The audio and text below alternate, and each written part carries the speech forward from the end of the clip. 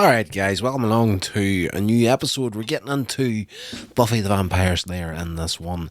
This is Season 5, Episode 4, titled Out of My Mind. Now, this is a really heavy episode, so in all fairness, I wasn't that hot on coming on this episode. The thing with Riley, for me, is I've said this countless times before about the man on the channel. The whole introduction to him with the initiative and that, where it turns out he's a secret soldier that's there to hunt demons and that. And he's posing as like a student teacher sort of a thing at the college where Buffy and that is attending. For me, whenever he was doing the college student teacher, whatever he was in there, he was grand. He was perfect. He's just doing the teenager sort of a thing.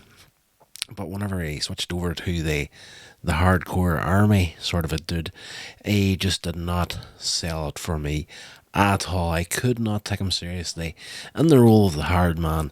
And, chances are he could probably kick 7 shades and crap out of me, but if he did come up acting all hard and saying he's going to knock my head off, chances are I would laugh in his face. Now, nothing against the actor himself. I'm sure he's a good actor. I've only seen him in a couple of other little things, but whenever he gets into that hard man way of going, there's a couple of other things I've seen there. He tries to do that sort of thing. He's too much of a pretty boy to pull it off, in my perspective. But it is what it is. But let's get into this episode anyway.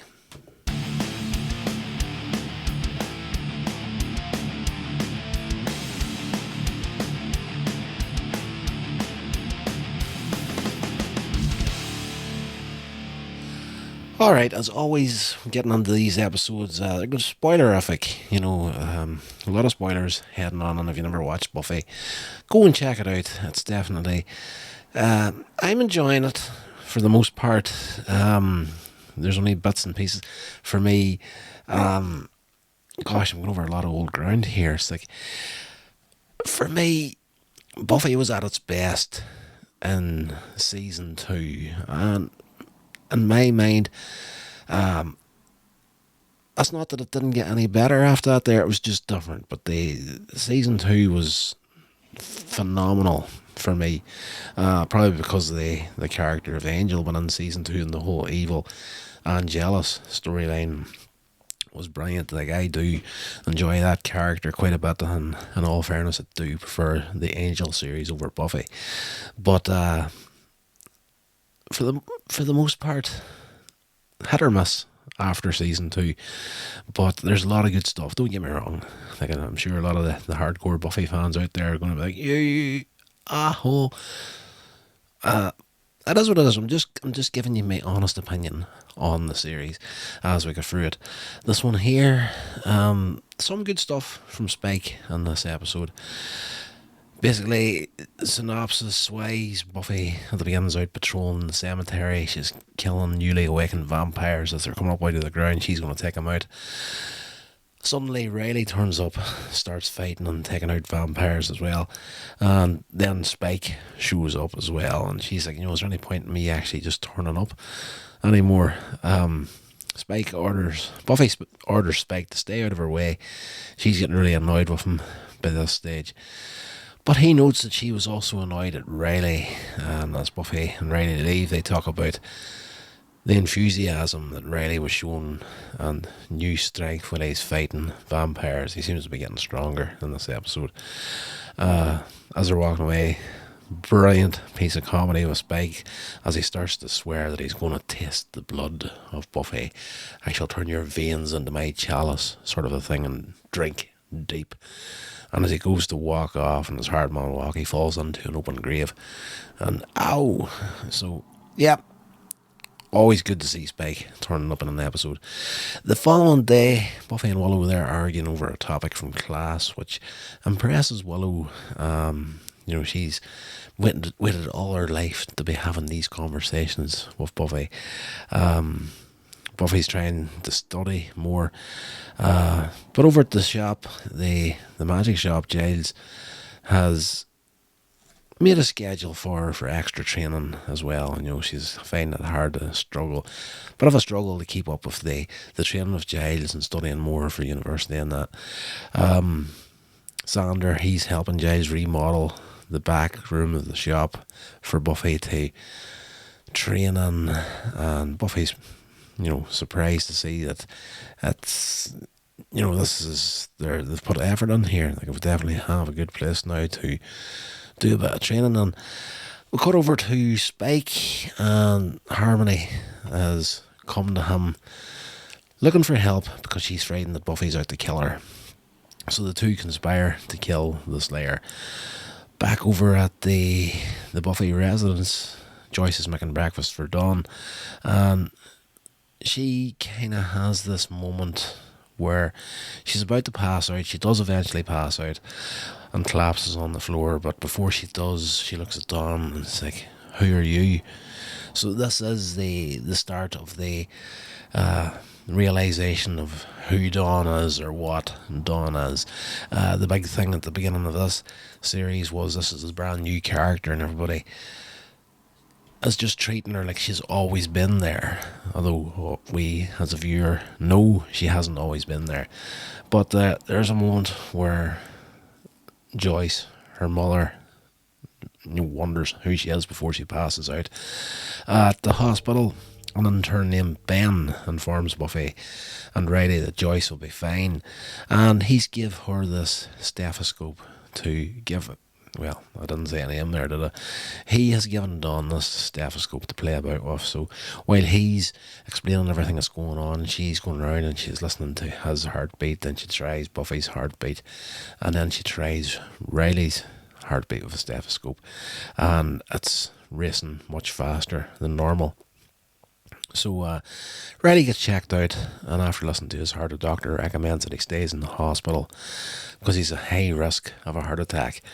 Although Riley dismisses the doctor's concerns, Buffy tries to think of a way to help Riley and discusses the situation with Willow and Dawn.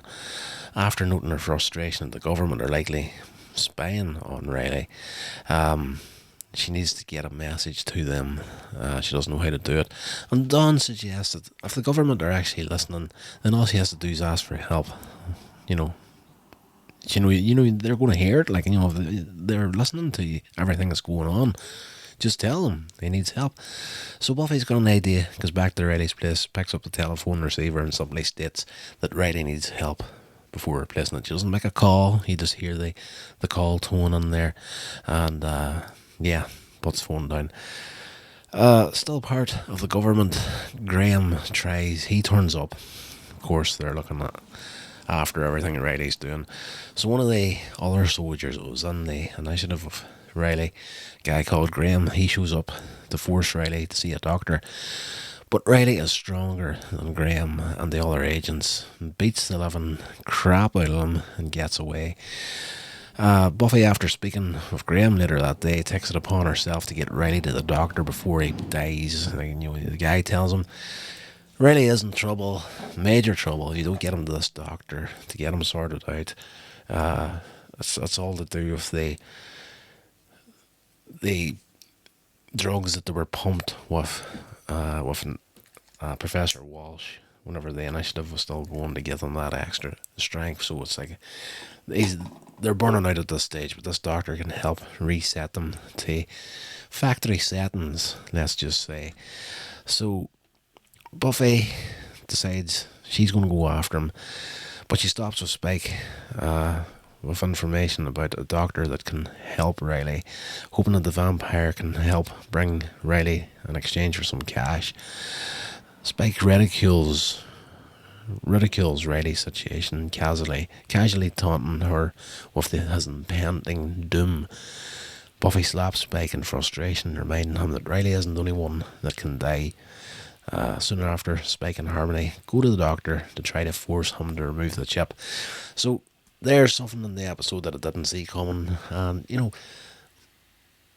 I can't recall which way it goes from here on. And like as I say, hit and miss after season 2 for me, simply because of where I was at in life as well. You know, I was busy back whenever this was originally on television, so there was times I didn't get to see a lot of the series, and then I was kind of jumping into the middle of storylines.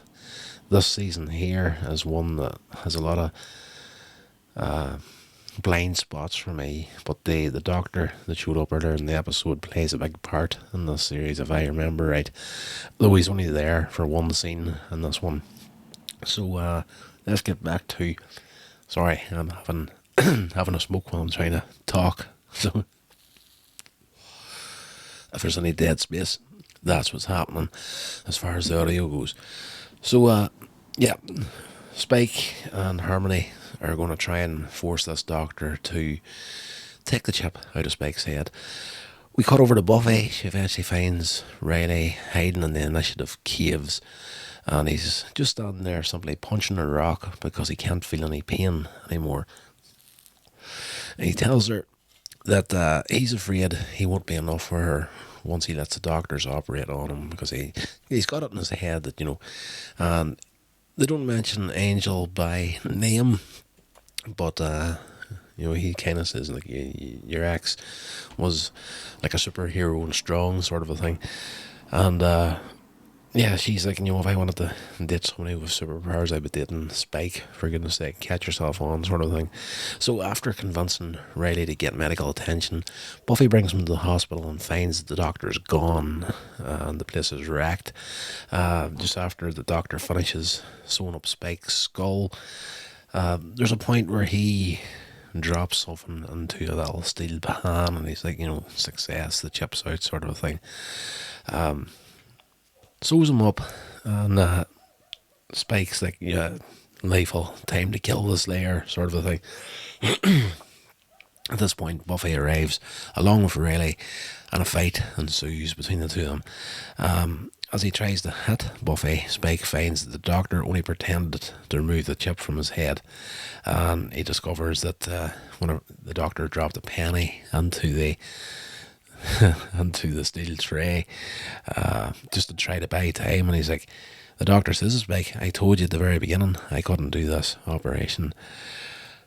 At this point, Riley suffers a heart attack, goes down while he's fighting with Harmony. At that point, Harmony and Spike make a run for it. Buffy immediately turns her attention to him, lets them two go, and as Spike escapes along with Harmony, they're walking through the cemetery, and he's ranting about his disgust with Buffy and his wariness of how she is seemingly the source of everything wrong in his life. Everywhere I look, she's there, all this sort of stuff. Back over with Riley, the doctor manages to operate successfully, and Buffy says to Riley, you know, you're fine, you're well, you're doing good, but I'm going to have to go and check on my mother, if you don't mind, sort of thing. So she gives him a kiss and tells him, you know, even though you're now not super strong, I'm still touchable, sort of a thing. Nice little moment before she's like, I have to leave, go see my mother. And this kind of hurts Riley in a way at the end of the episode, because, you know, he kind of wants her to be there because he's just gone through something major. But at the end of the day, she has to look after her mother as well. And that's what it is. He's a bit of a selfish dick. Later, whenever he's finished with the operation, they're walking out. This guy, Graham, that was part of the initiative and the whole army thing, talks to Friday and tells him he no longer has a purpose in Sunnydale without the initiative. He's nothing without that. You're one of us, sort of thing. Riley assures Graham that he has Buffy, but Graham insists that that'll never be enough for him. So, the beginning of the end for Riley, I do believe, in this series. Can't recall how it plays out, but in all fairness, I don't think I'll miss the chap once he goes. Again, he just not convincing at some of the stuff that he tries to do here. That might be, I don't know, I've never actually looked at the reception that the character of Riley got with the fans, but if that's anything similar to the way I took to him you know, I'm pretty sure there's a lot of other guys out there that are thinking the same thing. We cut over to Buffy's. I was going to say Buffy's crypt, but no. We cut over to Spike's crypt, and Buffy turns up on there, busts the door open. She's ready to stake him, and he rips his shirt open, and he's wanting to let it happen, daring her to put him out of his misery of the living world of her everywhere he turns, ruining everything he plans. She pauses, confused, stake raised, and then hesitates. They stare at each other for a moment, and then he pulls her in, gives her a kiss. She pulls back, shocked, but then grabs hold of him and returns the embrace.